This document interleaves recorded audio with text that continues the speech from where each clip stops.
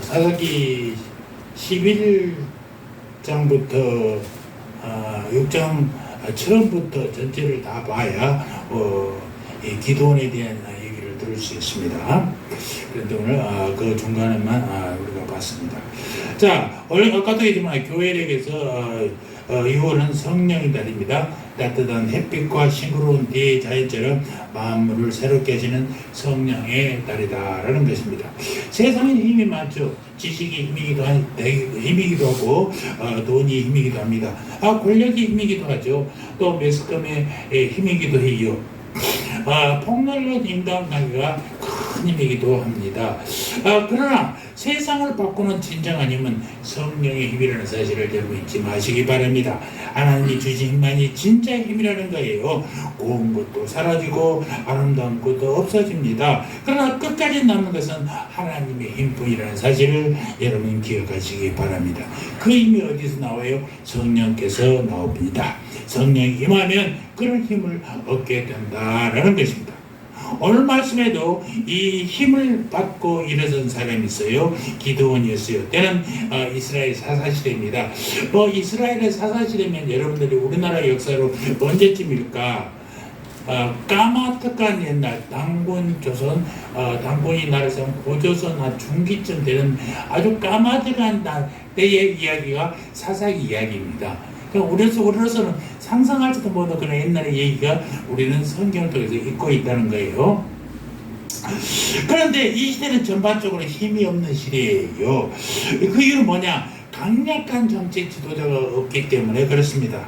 이스라엘을 애굽에서 건져낸 모세도 없어지고 그 다음에 모세 후계자 여호수아도 다 죽어버렸어요.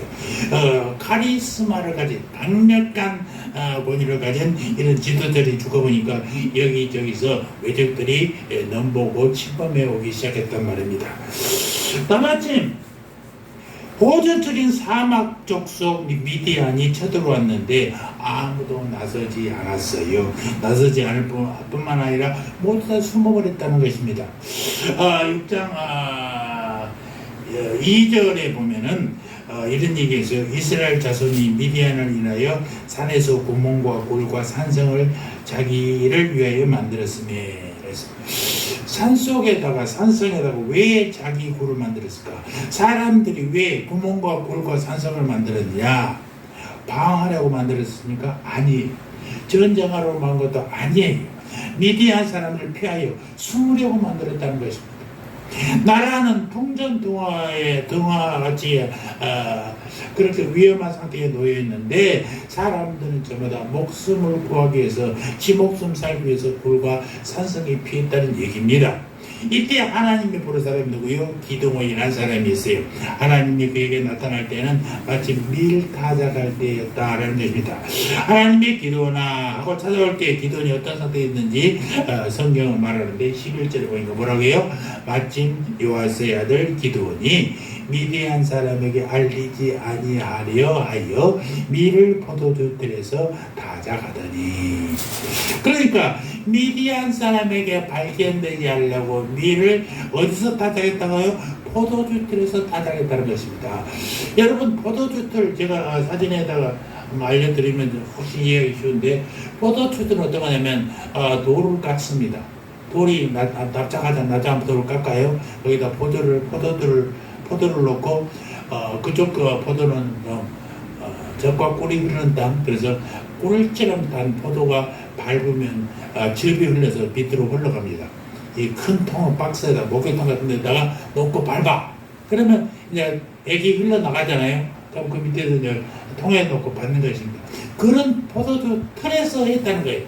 밀을 타작하려면 여러분 바람도 좀 불고요. 그래야 타작해서 까부르면 껍질이 날아가고 알고 떨어지고 그래야 되는데, 그렇게 밝고 넓은 언덕 같은 데서 해야 되는데 그걸 못하고 포도주 틀에서 숨어서 했다는 것입니다. 왜 밀타작을 포도주 틀에서 해요? 밀타작을 아까도 했지만은 저는 시골에서 자라서 그런 걸 많이 해요. 지금 이제 5월 6월이 되면 보리가 참 있잖아요. 학교 갔다 오다가 보리색을 떠서 노란 보리밭에 모가지를 쳐가지고 따가지고 냇가에서 불을 피워가지고 거기다 구워 먹으면 얼마나 맛있는지 모릅니다. 또 증거인멸하려고 개울에서 이 입까지 손까지 다 씻고 그러고 오면 얼마나 고소한 간식이 됐는지 모릅니다. 그렇게 넓은 데에 그리고 이제 도래끼로 밀을 패기도 하고 그렇습니다. 그러니까 이제 그런 넓은 곳에서 좀 바람이 불면서 그래서 해서 그렇게 해야 되는 경우가 많은데, 그런데 밀타작하는 곳에서 밀타작을 포도주 틀에서 했다라는 것입니다. 왜 그래요?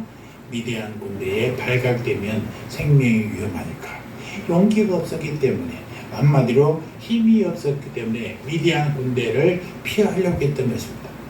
어떻습니까? 여러분도 가끔 기도처럼 힘이 없지는 않으십니까? 하나님이 나를 통해서 일하시려 하는데 그 앞에 서기만 하면 자신이 없어지는 우리들의 모습을 많이 보게 되지 않습니까?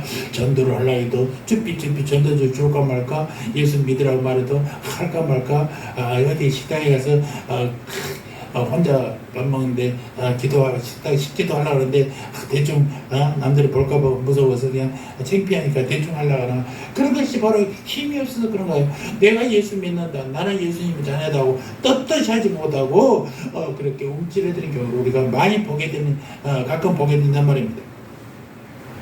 오늘 우리가 기도 활동에서 무엇을 배워야 하는지, 우리는 기도로부터 어떤 힘의 원천을 얻어야 하는지를 배우는 시간이 되기를 주님의 이름으로 축원합니다. 성령님은 우리에게 어떤 힘을 주십니까? 그게 세 단계로 주시는데, 첫째, 성령님을 우리 먼저 부르신다는 사실입니다. 자, 성령님이 우리에게 힘을 주시는 첫 번째 과정은 부르심이에요. 서울 사사기 6장 12절을 봅시다. 12절 다 같이 한번 크게 읽겠습니다. 사사기 6장 12절 시작. 큰 성사여 여호와께서 너와 함께 하시도다. 그리고 14절에도 이런 얘기를 하잖아요. 14절 시작. 그래서 그를 향하여 이르시되 너는 가서 너의 힘으로 이스라엘 미디안 손에서 구원하라. 내가 너를 보낸 것이 아니냐 하시니라. 내가 너를 보낸 것이 아니냐, 내가 너를 보냈다, 내가 보냈으니까 가라 이 말입니다. 하나님이 우리를 통해서 하시는 첫 번째 과정은 우리를 부르신다는 것입니다. 큰 용사여 여호와께서 너와 함께 하시도다 하고 불러줍니다. 부르지 않고는요 어떤 응답도 있을 수가 없습니다. 누군가 불렀기 때문에 우리가 응답한 것 아니겠습니까? 그런데 하나님이 성령님을 통해서 하시는 첫 번째 일은 하나님이 예정한 사람을 부르신다는 것입니다. 큰 용사여 여호와께서 너와 함께 하시도다. 하나님의 부르심이 있어야 답이 있는 거예요.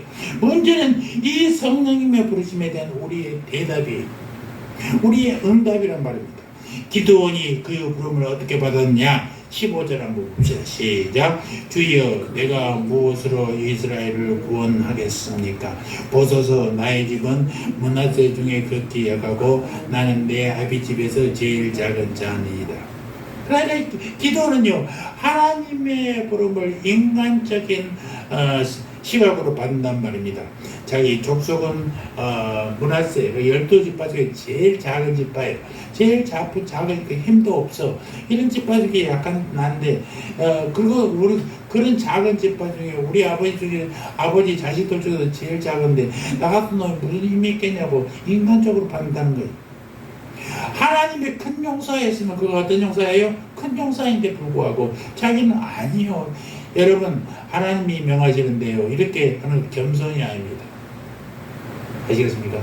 교회에서 어떤 직책을 주는데 장로가 되십시오 하는데 목사님이 뭐 심심해서 잠을 주겠습니까?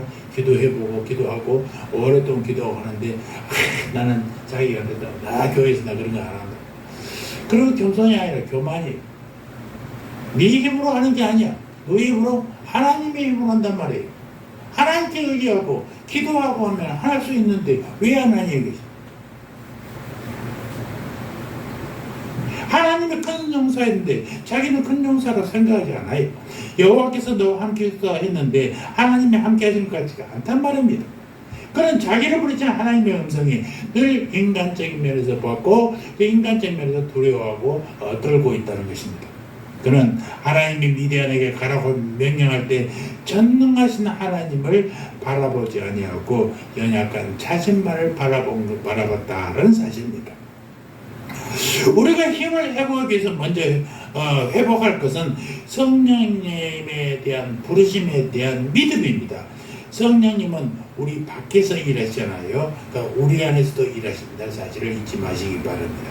모든 세상은요 여호와의 기운으로 움직이고 있다는 사실도 잊지 마시기 바랍니다.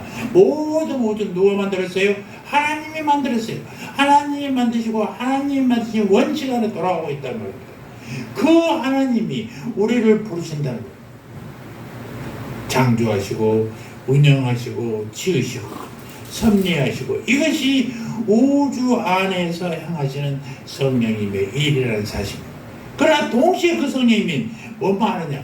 우주 안에서 큰 덩어리만 움직이시는 게 우리 안에서 또 일하세요. 우리 안에서 일하시는 성령님은 우리를 구원하시고 예수 그리스도를 닮아가게 하는 영이란 말입니다. 곧 구원의 영이요 성화의 영이라는 사실입니다. 우리를 구원하시고 성화시킬 때 가장 먼저 하시는 일이 우리를 부르시는 것이죠. 대표적인 것이 성경 로마서 8장 30절입니다. 자, 한번 성경 찾아볼까요? 로마서 8장 30절.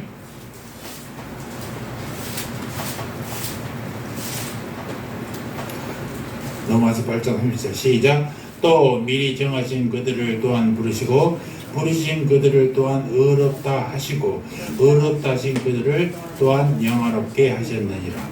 여기에 성령의 구원하시고 거룩하게 하시는 순서가 나와요.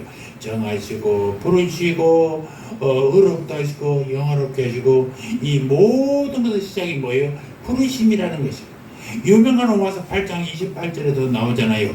우리가 알거니와 하나님을 사랑하는 자 곧 그 뜻대로 부르심을 입은 자들에게는 모든 것이 합력하여 선을 이루느니라. 주님께서 부르신 자에게는 합력하여 선을 이루게 된다는 사실입니다. 하나님은 모든 믿는 자에게 하나님을 사랑하는 마음을 주신단 말입니다. 하나님을 사랑하는 자를 통해서 하나님은 모든 일이 합력하여 선을 이루게 된다는 사실입니다. 그래서 하나님이 100을 하십니다. 인간이 100을 합니다. 하나님과 인간이 합쳐서 100으로 완전히 이룬 거예요. 이것을 제가 보데이라는 신학자가 했던 신율적 상호주의라는 용어입니다. 여러분, 하나님이 절반, 인간 절반에서 완성된 게 아니에요. 완전한 하나님이 일하십니다. 그 하나님은 늘 인간을 통해서 일하시고 오네요. 인간이 일을 합니다. 그러나 누가 해요? 하나님이 다 하시는 거예요. 이건 있지만 이거는 산술적으로는 계산이 안 되는 숫자의 원리예요. 이게 하나님이 일하시는 방법입니다. 그래서 늘 부르심을 입은 자, 그 뜻대로 부르심을 입은 자들에게 부르신다는 사실이 먼저라는 사실이에요. 성령을 통해서 우리를 구원할 때는 반드시 순서가 있어요. 이것이 한 번에 이루어지기도 하고 순서적으로 이루어지기도 합니다. 첫째는 뭐예요? 우리를 믿게 하잖아요. 믿음으로써 뭐가 돼요? 회개합니다. 회개하면 믿게 합니다. 믿으면 의롭다 하십니다. 의롭다함을 받으면 우리가 거룩해집니다. 거룩하면 우리가 하나님의 아들을 거듭나죠. 하나님의 아들이 되는 것입니다. 양자가 되는 거죠. 그럼 또 거룩게 되는 것입니다. 성화가 되는 것. 그리고 인치시고 보충하시고 끝까지 견뎌주십니다. 그 마지막에 하나님과 동일한 영광을 얻게 하시는 그 성화의 단계가 있습니다. 이것을 구원의 서정, 구원의 순서라고도 합니다. 이것이 성도의 구원의 순서예요. 그런데 이 모든 것의 시작이 뭐라고요? 부르심에서 시작된다라는 사실입니다. 모든 구원은 하나님의 부르심에서 온단 말입니다. 하나님이 불렀기 때문에 우리가 구원받고 하나님이 불렀기 때문에 우리가 거룩하게 된다는 사실을 기억하시기 바랍니다. 교회도 하나님이 불렀기 때문에 나온 거예요. 나는 내가 자발적으로 나왔다. 절대로 여러분들이 스스로 나올 수 없어요. 하나님의 부르심이 나왔어요. 저는 어떻게 정말 정말 하나님이 사랑하셨는지 우리 큰 마을에 1,500 인구가 되는 명이나 되는 큰 동네에서 뭐 별로 예수 믿는 사람을 내가 교회에서 우리 동네 어른들을 만나 본 적이 없어요. 우리는 동쪽과 서쪽이 서로 달라서요. 행동도 달라서 사람이 누가 사는 줄 알지만 거의 우리 초등학교 같은 친구들도 이게 뭐 동네 동쪽과 서쪽이 나눠지다시피 했어요. 그러니까 그쪽은 별로 갈 일도 없어요. 이쪽에서 우리 동쪽에 있는 사람들은 동쪽에 학교만 가니까 서쪽으로 갈 일도 없어서 저를 만나지도 못했어요. 그러나 누구가 사는지 얼굴은 다 알죠. 거의 알죠. 근데 우리 동네 어른을 교회에서 만나본 적이 없어요. 그렇게 교회를 멀리 했던 동네인데도 불구하고 어떻게 초등학교에 때 내 스스로 하나님이 불러서 이렇게 교회에 나갔는지 나는 참으로 생각하면 생각할수록 주님께 감사밖에 안 나온단 말입니다.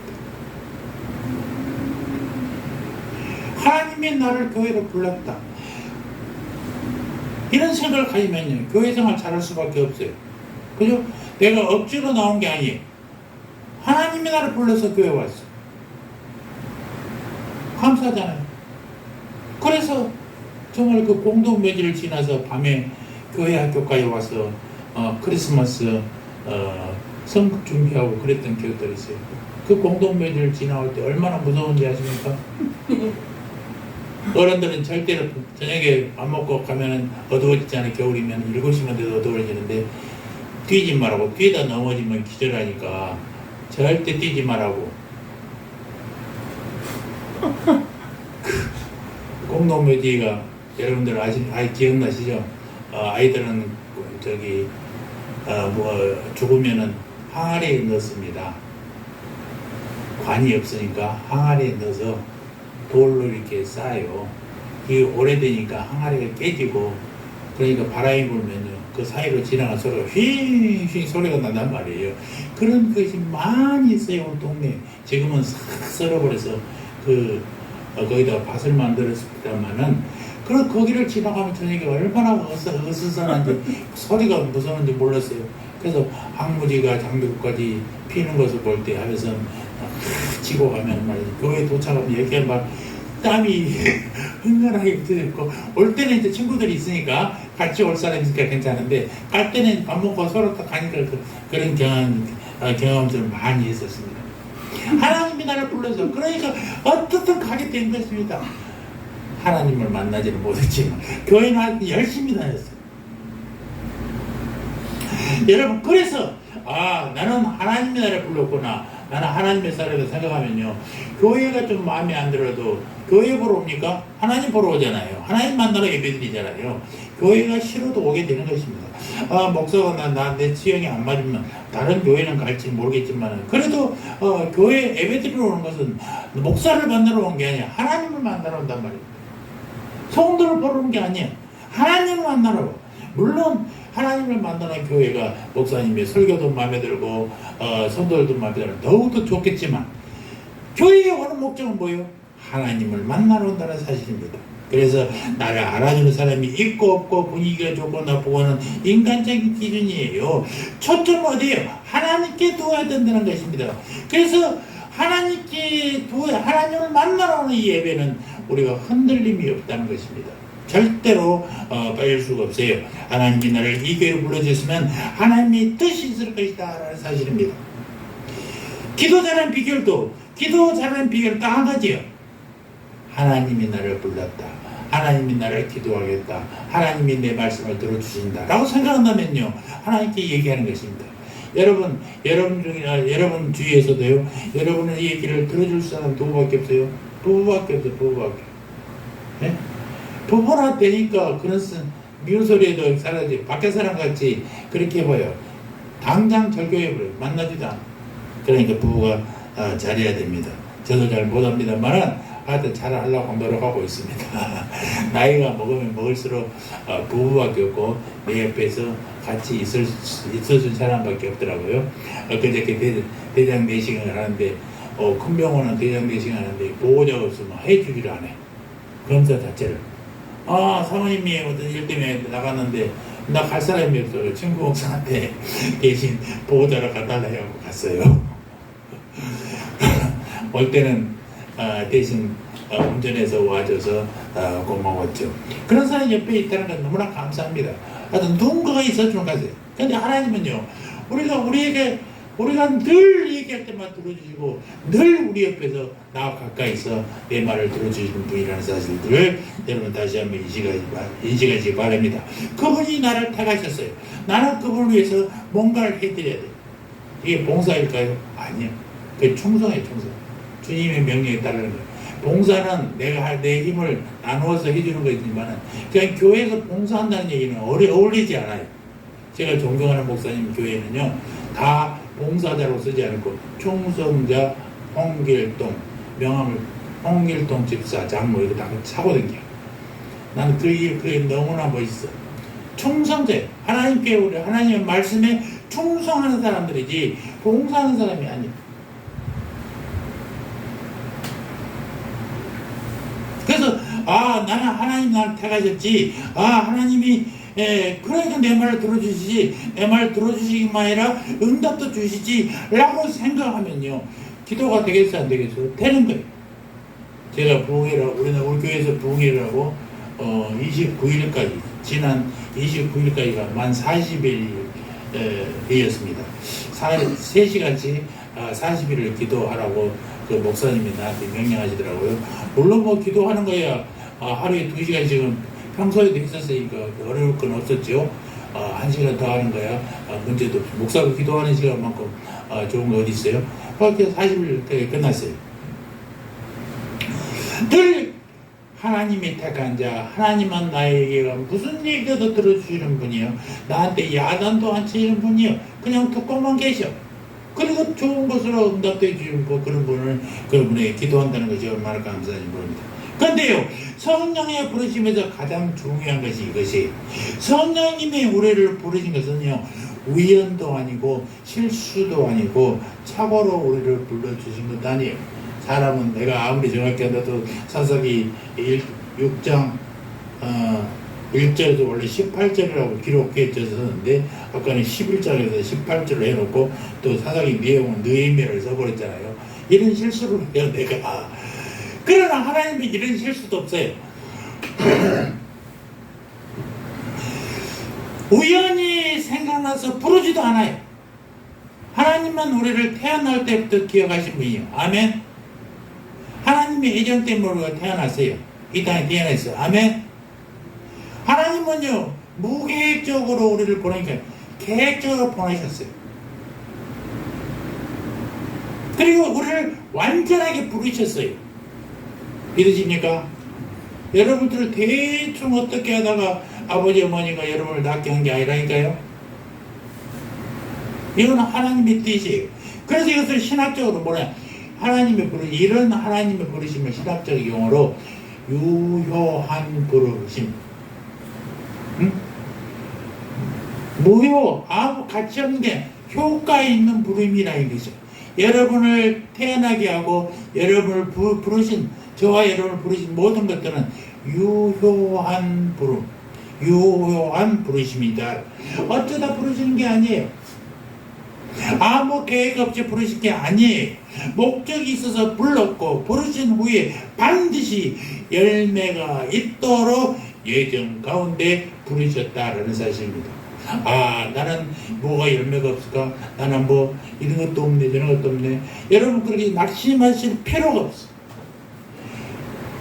들꽃은 사과를 보고 나는 사과처럼 저런 이쁜 열매를 왜 안 맞을까? 백날 해봐야 사과 열매 들꽃은 들꽃다운 열매를 맺는 거예요. 여기에 난을 보면요, 난의 꽃은 향기도 여기 큰 난들 있잖아요. 큰 난. 난에도 보면은 지금 뭐 꽃이 피어요. 꽃도 피어. 하얀 꽃이 아주 작은 꽃이. 향기도 없어. 나는 왜 색깔도 없을까? 저 꽃은 저 빨간 분홍색이 뭐 얼마나 좋고. 백날 해봐야 이 꽃은 이 꽃이야. 에? 그런 거예요. 자기에 해당되는 내 삶에 있어서 주님을 찬양하는 그 삶 자체가 주님이 원하시는 거예요. 큰 일을 원하는 것은 주임이 아니시, 큰절은 주임이 다 하신단 말이에요. 저도 중학교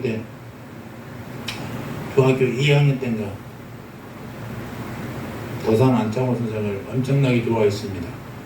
나라를 위해서 도산 안창호 같은 양반이 같은 역할을 해야 되겠다라고 서울에 가면은 흥사단에 들어가서 흥사단 운동도 한번 해야 되겠다라고 생각했었어요. 그러다가 가만히 보니까는 내가 아무리 잘해도 도산 안창호를 능가할 인물이 되지도 못할 것 같은데 내가 살아서 뭐 할까 생각하니까 이게 내가 쓸모없는 인간이 아닌가 하는 생각도 못 들고 그랬다고요.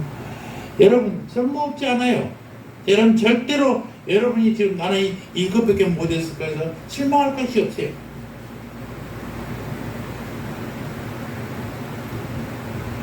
하나님이 연약한 기도원을 불렀을 때 그가 연약한데 뭐로 부르셨겠습니까? 천만의 말씀이에요. 연약한 것을 알았지만 그럼에도 불구하고 주님의 생각이 있고 주님의 뜻이 있단 말입니다. 그 말씀을 오늘 본문에 이제 여러분들이 느끼셔야 되는 것입니다. 하나님이 말이 어눌한 모세를 부른 것은 모세가 다른 사람 설득도 못하는 놈인데 내가 잘못 봐왔네 이런 게 아니라고요. 그러나 누구를 통해서 아론 형을 통해서 말을 잘하게 만들어놨잖아요. 하나님이 갈릴리 여부 베드로를 부르신 것도 핍박자 사울을 부르신 것도 다 뜻 있고 계획 있고 열매를 예정하셨기 때문에 부르셨다는 사실입니다. 여러분은 어떻습니까? 하나님이 여러분이 기도처럼 약한 것을 모르셨을까요? 여러분 스스로 생각할 때 나 별로 쓸모없네, 나 성공도 못했네, 나 이 나이에 뭐 해놓은 것도 없네 라고 혹시 생각하십니까? 아니요. 하나님이 뜻이다니까요.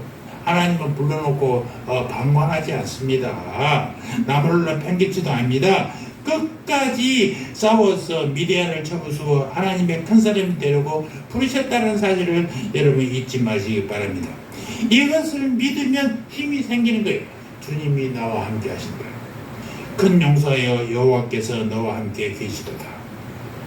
여러분 주님이 부르셨을 때 아멘으로 응답하시고 주님을 의지하시기 바랍니다. 주님의 말씀에 충성하시기 바랍니다. 둘째로는 성령님은요 그런 부르신 자에게 항상 무엇을 주시냐 능력을 주신다는 사실을 기억하시기 바랍니다.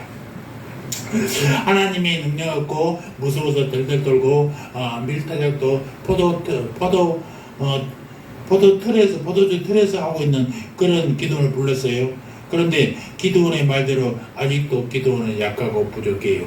미디안 놈들을 대적할 만한 용기가 없단 말입니다. 하나님이 어떻게 하셨을까? 하나님은 약한 자를 부르실 수 있으나 절대로 약한 자를 사용하지는 않습니다. 이게 하나님의 기가 막힌 방법이에요. 약한 자를 부르셔. 그에게 힘을 주셔서 약하지 않게 만들고 쓰신단 말입니다. 하나님이 약한 자를 쓰시는 한 가지 방법이 있어요. 늘 능력을 주셨어요. 그 능력이 뭐예요? 성령님을 주신단 말입니다. 사사기 6장 34절을 보십시오. 저 뒷전에 6장 34절 시작. 여호와이시니 기드온에게 강림하시니 기드온이 나팔을 불매 아비에셀 족속이 다 모여서 그를 쫓고. 여기서 중요한 말은 여호와이시니 다시 말해서 성령님이죠. 성령이 하늘로부터 기드온에 임했단 말입니다. 그 결과 어떻게 되세요? 35절 보니까 기드온이 또 사자를 온 므낫세에게 두로 보내매 그들 또 모여서 그를 쫓고 또 사자를 에셀과 스불론과 납달리에 보내매 그 무리도 올라와서 그를 영접하니라. 그러니까 여호와의 신이 그에게 임하니까는 그 34절에 아비에셀 족속들이 따랐어요. 옛날 같으면 기드온이 명령하면 그걸 따라왔겠어요? 따라오지도 못해. 근데 한번 해보니 따라오는 거예요. 또 하니까 말이요. 전령을 보냈더니 사자를 보냈다는 것은 그런 전령 말 그런 사람들이에요. 전령 같은 사람이. 보니까는 여기도 모이고 아스들도 따르고 스불론도 따르고 납달리도 따르고 막 각 족속들이 다 따른단 말이에요. 놀랍잖아요. 옛날 같으면 숨어서 포도주 틀에서 다자던 놈이었는데 불렀더니 막 오는 거예요. 기도원이 뭔데? 그렇게 자신감 없던 기도원에게 지도력이 생겨버렸다는 거예요. 하나님의 보시니까 하나님의 말씀으로 선포하니까 다 돼요. 평소에는 없어이동하던 사람이었어요. 그런데 성령의 힘을 입으니까 사람들이 막 그를 따르기 시작했다는 것입니다. 그가 속한 므낫세 지파만 말을 듣는 것이 아니라 다른 지파들 곧 아셀, 스불론, 납달리 지파들도 기도를 따르시해서 그래서 결국 미디안을 촉수고 승리하게 됐다는 얘기입니다. 하나님의 방식은 항상 이런 거예요. 하나님이 그의 뜻을 이룰 때는 반드시 하나님의 신 성령님을 부어주시고 성령님을 통해서 그의 뜻을 이루게 하신다는 사실입니다. 초대 사사 온니엘도 그랬잖아요. 마지막 사사 삼손에게도 그랬습니다. 삼손의 힘의 비밀은 어디 있다고요? 그 머리에 있는 게 아니라 성령님에서 나온다는 사실도 내가 수차 말씀을 드렸습니다. 하나님의 신이 사람에게 보이면요, 우리가 꿈꾸던 모든 비전들이 이루어져 버려요. 그 신이 어디에 보였어요? 기도원에도 보여졌어요. 기도원에게 보여졌더니 어떻습니까? 그를 통해서 하나님의 비전이 이루어졌어요. 이 세상에서 누가 가장 강한 사람이냐? 하나님의 영, 성령이 그 안에 있는 사람이다 라는 사실입니다. 여러분 인정하십니까? 성령이 내게 있으면 나는 능력 있는 사람이 되는 것입니다. 사람 자체는 약합니다. 그러나 성령의 영이 들어가면 그런 하나님을 대신할 만한 사람이 된다는 사실이에요.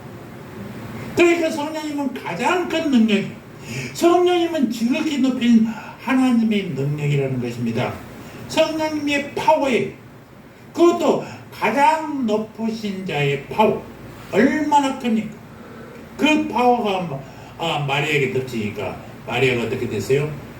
처녀가 애를 잉태하는 역사가 일어나 버렸어요.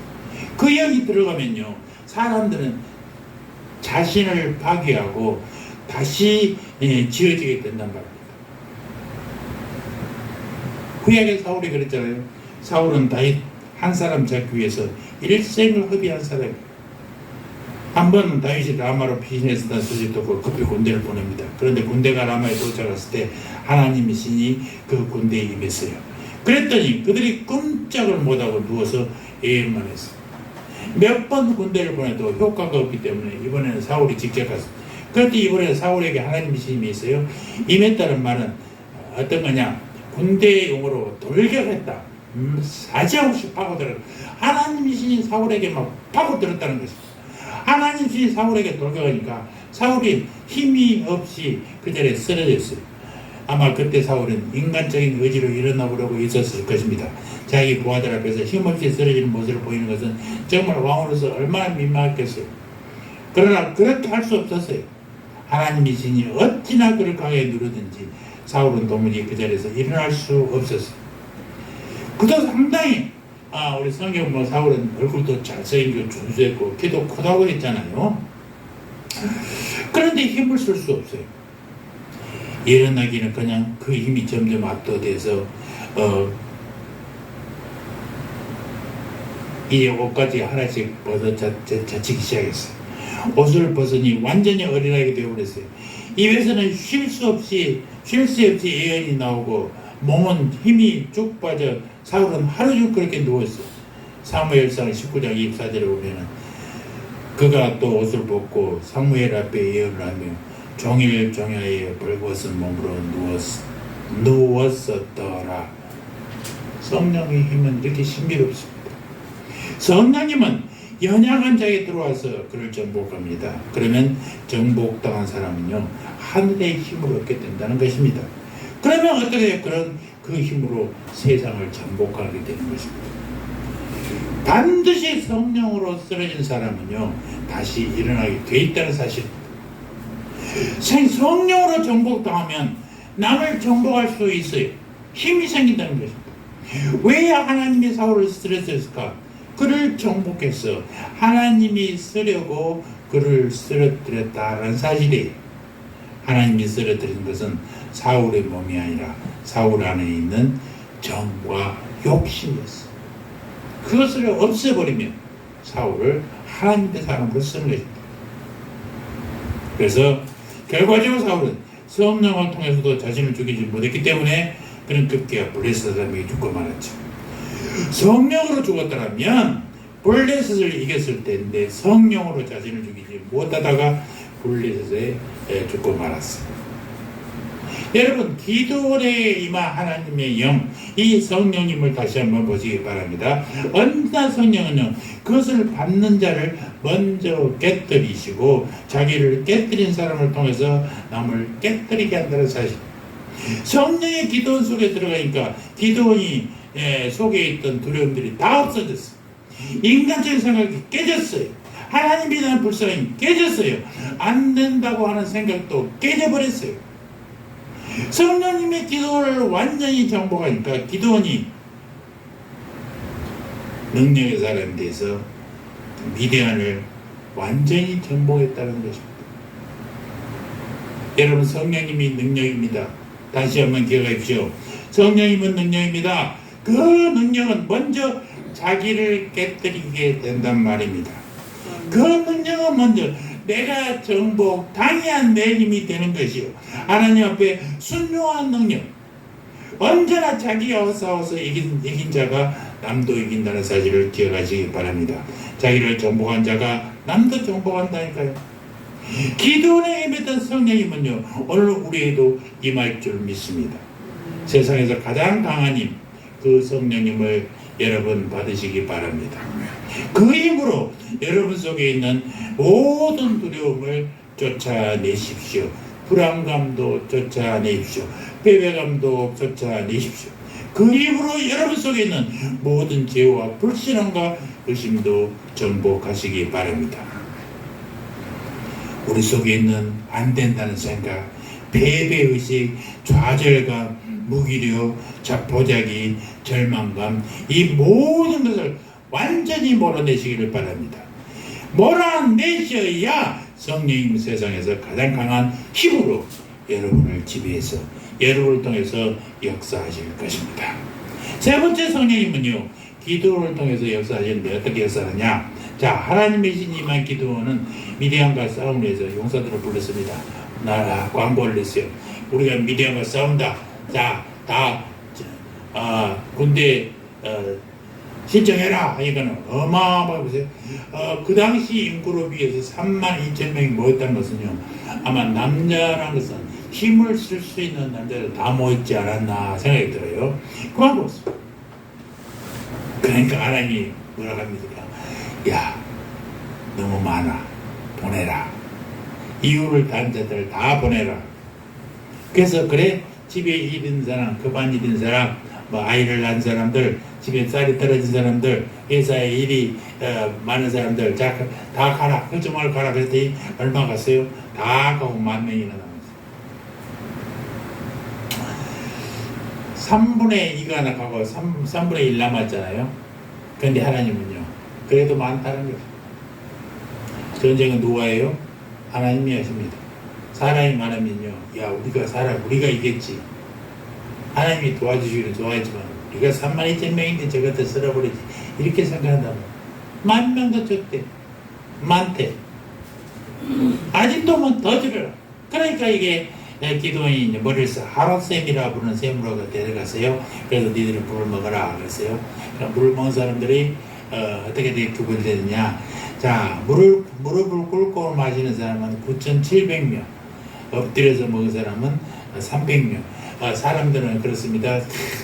전쟁에 나가면 물을 먹더라도 엎드려 먹으면 안 된다. 무릎 꿇고 먹으면 상대 봐야 된다 그러는데, 천만의 말씀. 하나님은 어떤 사람 되겠어요? 바짝 엎드려서 물만 먹은 사람 300명 그걸 되겠어요. 물이 엎드려서 먹었으니까 되겠을까요? 아니, 하나님은 작은 수를 택했어요. 작은 수. 똑똑하고 용기 있는 사람 300명 택하게 해라. 작은 수를 택했다니까요. 그래, 가끔 기도원에서, 우리 교회에서도 그러잖아요. 기도원의 300용사가 됩시다. 여러분, 기도원의 300용사는요, 그 용기 있는 300명이 아니라니까요. 하나님이 택한 자 300명이에요. 그것들이 용기 있던 사람들이 아니었단 말입니다. 그런데 옛날에 설교자들은 다 그래요. 그렇게 얘기했어요. 천만의 말씀이에요. 하나님은 작은 수를 택한 것 뿐이에요. 내가 한다. 너는 모양만 내 말만 따라라 이것입니다. 전쟁은 기도원이 하는 게 아니라 용사의 수치가 하는 게 아니에요. 하나님이 한다. 나를 믿어라. 내가 할 거다. 여기서 우리가 기도의 중요성을 알아요. 기도원의 성령이 임하시고 하나님의 능력이 역사했어도 그날 기도원이 하나님께 순종하지 않았다면 그는 미디안을 이길 수 없었고 성령님의 능력을 받을 수 없었어요. 기도한 사람은 하나님의 뜻을 알게 되고 하나님의 뜻을 알게 된 사람은 하나님의 말씀에 순종하게 되어 있어요. 아멘. 기도하지 않은 사람은요 하나님의 말씀을 알 수가 없어요. 그래서 우리 안에 있는 성령이면요 작은 수를 택해서 우리가 인간적으로 저 작은 수로 무엇을 이길까 하지만 내가 한다. 내가 전쟁할 거야. 너는 따라와. 믿을 수 있는 것은요 늘 기도하는 사람에게만 알게 된다는 것입니다. 기도가 승리의 원인이라는 거예요. 천하 없어도 기도회의 같은 유가 나갈 수가 없다는 것입니다. 기도하면 성령이 역사하고 성령이 역사하면요 이 세상의 역사는 바뀌게 돼 있어요. 하나님의 뜻대로 되어가게 된단 말입니다. 그래서 우리가 기도해야 하는 일이 가장 시급한 일이라는 것입니다. 기도해야만 하나님의 역사가 이루어져. 아까도 얘기했잖아요. 우리 교회에서 우리 동네에서 내가 유일하게 교회에 나간 사람이었다고. 학교 건너편에 있던 남의 동네에 있던 학교에 지금 우리 동네에 어떤 역사가 일어났지 아십니까? 우리 동네 앞에 교회가 두 개가 생겼어요. 그쪽에 갔던 원래 내가 다니던 교회 또 오래된 역사가 있는 교회가 우리 동네로 와 있어요. 그게 한 300명 지금 교회에 나온답니다. 시골에서 300명이면 엄청 많은 겁니다. 그리고 우리 집 앞에 우리 집 텃밭 지나서 거기 바로 거기가 또 교회가 하나 생겼는데 그게 한 10년이나 됐을까? 그런데 한 50명이 모인답니다. 그러니까 350명이 성도들이 우리 동네에 있다니까요. 다른 데 있는 게 아니에요. 우리 동네가 가학리 학을 품고 있는 마을이라고 그래요. 그래서 그런지 모르지만 하여튼 하나님의 도우심으로 우리 동네가 교회가 지금도 이렇게 일어나고 있어요. 여러분 이 성령의 달 6월달 정말 우리가 기도해야 됩니다. 기도해야 교회가 힘이 생기고 여러분도 힘이 생깁니다. 기도 제목들을 우리 같이 내놓고 항상 기도하는 여러분이 되시기를 주의 이름으로 축원합니다. 뒤에 배경도 어린아이가 기도하고 있는 모습이잖아요. 여러분 늘 한 달 동안 기도하는 여러분 되시기를 주의 이름으로 축원합니다. 아멘. 하나님 아버지 감사합니다. 말씀 주셔서 감사합니다. 기도를 통해서 능력 주신 걸 감사합니다. 이 성령의 달 6월을 맞이해서 하나님께서 성령님 우주를 창조하시고 섭리하시는 우주의 영 우리 속에서 구원과 성화를 일으키는 능력의 영을 찬양합니다. 기도원처럼 하나 힘없이 앉아있는 우리에게 주님 찾아오셔서 우리에게 할 수 없다 패배감에 젖고 절망감에 주저앉고 비교의식으로 상처받은 우리를 성령님의 능력으로 일으켜 세워 주시옵소서. 우리를 부르시되 유효한 부르심으로 부르신 성령님이여 큰 용사여 여호와가 너와 함께 하시도다. 아버지여 우리에게도 기도원을 부른 것처럼 함께 해주시기옵소서. 성령 하늘의 능력으로 우리를 침노하옵소서. 우리를 홀로 두지 마시고 우리 안에 들어오셔서 우리를 정복하시고 깨뜨리시고 다스려 주시옵소서.